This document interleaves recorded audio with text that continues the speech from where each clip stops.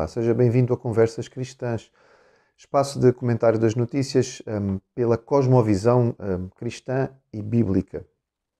Joe Berardo interpôs uma ação e ela pode ser verificada no portal Sítios, na qual ele reclama 900 milhões de euros de indenização. Ele lançou essa ação contra o Millennium BCP, a Caixa Geral de Depósitos, o Banco Espírito Santo e Novo Banco, acusando essas instituições de terem lesado a Fundação Berardo e a sua gestora, a Metalgest. Ao todo, o empresário pede uma indenização de 900 milhões de euros, sendo que 100 milhões são também incluídos para aquilo que são declarados como danos morais à sua pessoa. A notícia saiu inicialmente Diário de Notícias, todos os outros meios de comunicação já a confirmaram. Ele se queixa de que foi enganado pelos bancos, nomeadamente ele não estaria a par de todas as circunstâncias relativas à situação interna dos bancos e do sistema financeiro português, enfim, e a Fundação contraiu então empréstimos para a aquisição de participações qualificadas nestes bancos, que segundo ele não teria feito se tivesse toda a informação que era necessária nestas circunstâncias.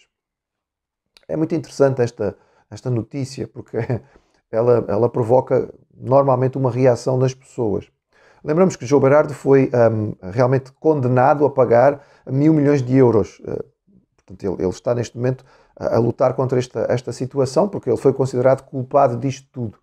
Todo o processo que levou a forma como ele lidou com os bancos, a forma como ele se aproveitou daquilo que era a sua fundação, etc, etc, o valor daquilo que eram as obras de arte desta fundação, enfim, é tudo muito complexo, mas no fim chega a esta quantia que, para nós, meros mortais, provavelmente é muito difícil de perceber o que é isto. 1.000 milhões de euros é uma quantia realmente brutal. Ora, passado este tempo, Joe Berardo, através dos seus advogados, vem devolver, digamos, a acusação. Ele não somente não paga aquilo que deve, como ele faz-se de vítima e diz que tem que lhe pagar uma indenização.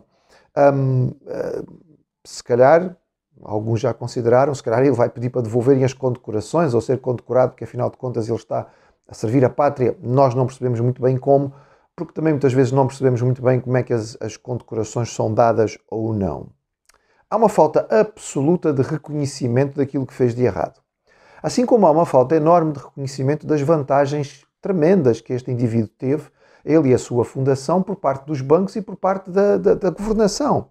Ele não reconhece que, afinal de contas, ele foi tremendamente beneficiado, sendo-lhe propostos negócios e situações em que realmente as vantagens eram muito grandes. Não tinha informação, diz ele agora, bem, isso era responsabilidade dele e daquele que eram os seus advogados, os seus conselheiros financeiros, de terem essa informação. Se não tinha, havia maneira de a obter. Mas não, ele não reconhece que, afinal, há culpa sua, primeiro, porque ele se beneficiou, e enquanto ele se beneficiou, não reclamou de nada. Enquanto ele foi tratado como um menino bonito pelas autoridades do país, por aqueles que estavam no governo, enquanto ele recebeu condecorações e etc., isso ele não se queixa, se calhar acha que ele é uma pessoa tão extraordinária que merecia tudo isto e, portanto, tinha o mesmo era que lhe dar todas estas coisas. Ele não consegue reconhecer todos estes benefícios que recebeu. Também não consegue lidar com seriedade diante das acusações. Todos nós ficamos marcados e provavelmente esta é a imagem que nós temos hoje de Joe Berardo. Não o conheço pessoalmente, não sei como ele é como pessoa, mas a imagem que ele transmitiu foi muito negativa. Foi uma imagem de uma pessoa zombadora, uma arrogância, uma prepotência enorme de alguém que se acha intocável e que pode se dar ao luxo de rir-se, de fazer troça de deputados da nação numa comissão de inquérito parlamentar. Quer dizer, parece que o indivíduo não tem noção, é difícil chegar a instâncias mais altas do que estas, em que era preciso respeitar aqueles que o povo, afinal de contas, elegeu. Claro que vivemos numa democracia.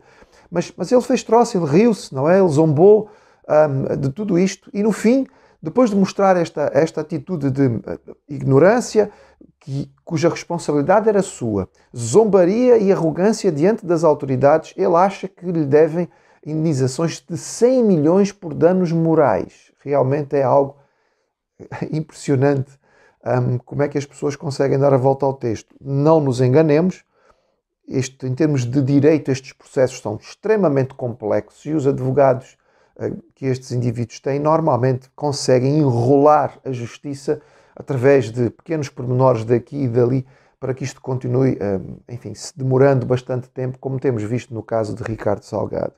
Enfim, no cúmulo de tudo isto, Berardo se apresenta como vítima. Ele é um coitado, que afinal até é muito boa pessoa, que até tentou ajudar o país, que até tentou ajudar a arte, e está a ser prejudicado em todas estas coisas.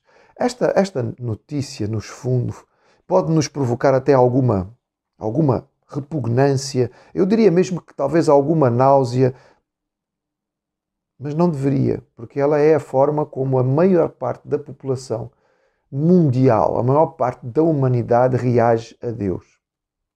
As pessoas não reconhecem todos os benefícios que lhes são dados pelo Senhor. Nós ouvimos pais a reclamar quando os filhos nascem com qualquer deficiência. Não ouvimos pais a dar graças a Deus por crianças que nascem totalmente perfeitas, que é a esmagadora maioria. Enquanto os nossos filhos são saudáveis, nós não nos lembramos de agradecer a Deus todos os dias porque eles são saudáveis, porque são bonitos, porque são inteligentes, porque nos dão alegria e prazer. Só lembramos de Deus quando alguma coisa corre mal, certamente para o acusar. Nós não valorizamos a saúde que nós temos, não é? O facto de nós termos podido levantar e ir trabalhar. Não valorizamos as coisas que estão à nossa volta.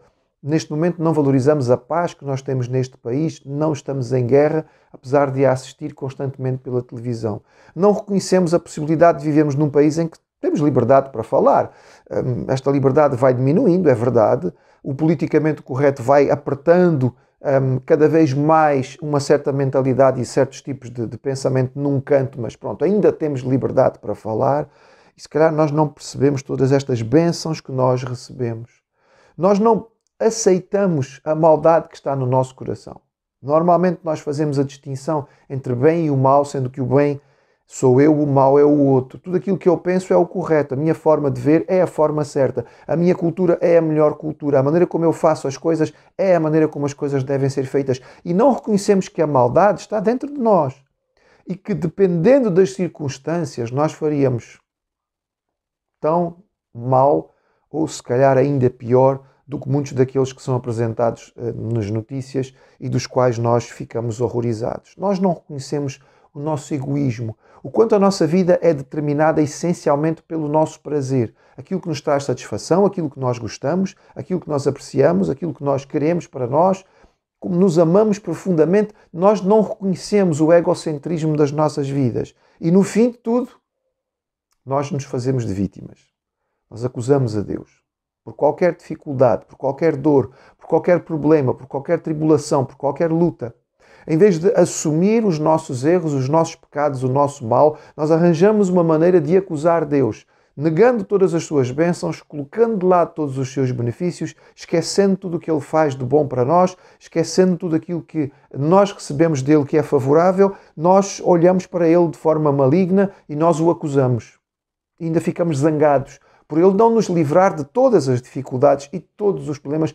Afinal de contas, para que é que serve um Deus que não está aí para nos guardar de todas as doençazinhas e impedir que todos os nossos queridos e parentes sofram problemas? Afinal, nós somos todos Joe Berardos da vida na nossa relação com o nosso Deus, o nosso Criador. A Bíblia diz que nós podemos viver uma vida de paz e contentamento, que nós podemos viver uma vida abundante. Mas esta vida só é vivida quando estamos em paz com Deus. Porque então nós podemos usufruir das suas bênçãos, reconhecendo o nosso pecado, arrependidos do nosso mal, buscando perdão para as nossas vidas e caminhando para nos tornarmos semelhantes ao único ser que viveu aqui no mundo sem pecado, Jesus Cristo. E viveu por sua causa e por minha causa, porque ele precisava viver sem pecado para então estar em condições de, no fim da sua vida, dar a sua vida em sacrifício por nós. Levar ele os pecados dos outros, no caso, o meu pecado e o seu pecado. Quando nós reconhecemos isto, este é o caminho de paz com Deus. Não o caminho da acusação, não o caminho do irreconhecimento, não o caminho da autojustificação, porque isto é impossível. O caminho do reconhecimento, do arrependimento, o caminho da busca da paz com Deus através de Jesus é o único caminho de satisfação, aquele que nos levará a uma vida com V grande, a uma vida abundante.